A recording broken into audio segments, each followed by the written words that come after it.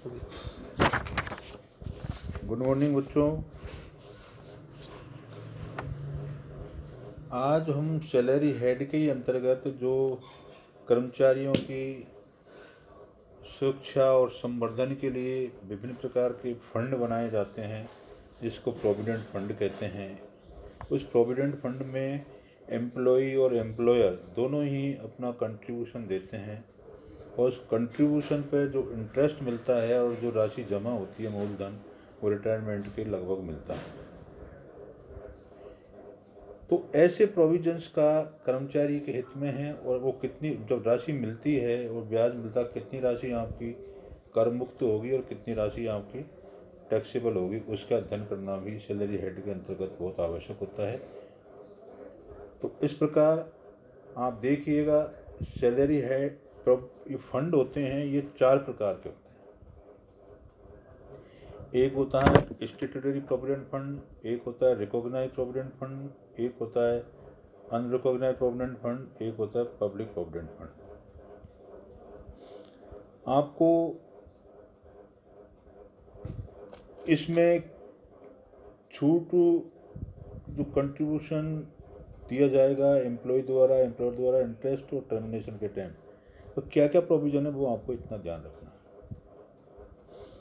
तो नंबर 1 है, आप मैंने यहाँ पर आपको एक चार्ट नुमा अपना प्रस्तुतिकरण दिया है ताकि आपको समझने में सुविधा रहे।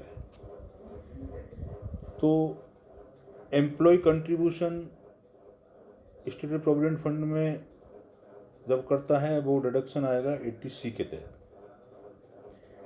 आरपीएफ में 80C के तहत डिडक्शन आएगा, और अनरिकॉग्नाइज्ड प्रोविडेंट फंड में कोई डिडक्शन नहीं होता 80C के तहत, और पीपीएफ में 80C के तहत डिडक्शन मिलेगा अगर एम्प्लॉय कंट्रीब्यूशन करता है तो।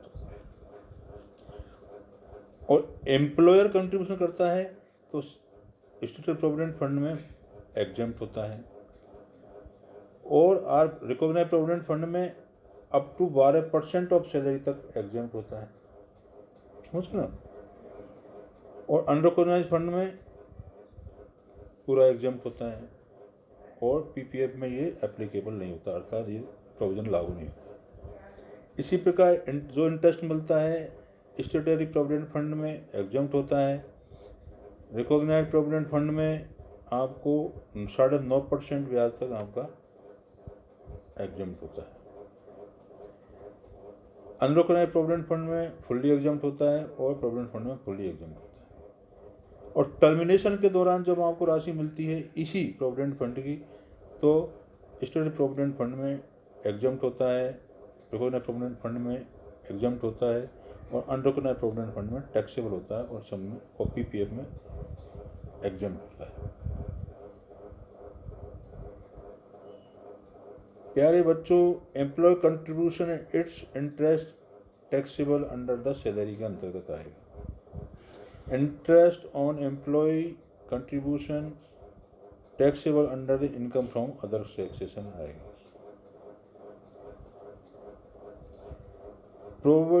Provided employee terminates and retires from job after the at least 5 years of continuous service and subject to the section एक समान, अर्थात उसको कम से कम 5 वर्ष की नौकरी करते रहना चाहिए, तब जाके ये बेनिफिट मिलेगा। तो ये तो हो गया बेटा प्रोविडेंट फंड का, आपके जो प्रोविजंस है वो आपको इसके बारे में अध्ययन किया। अध्ययन करने के बाद में हम निष्कर्ष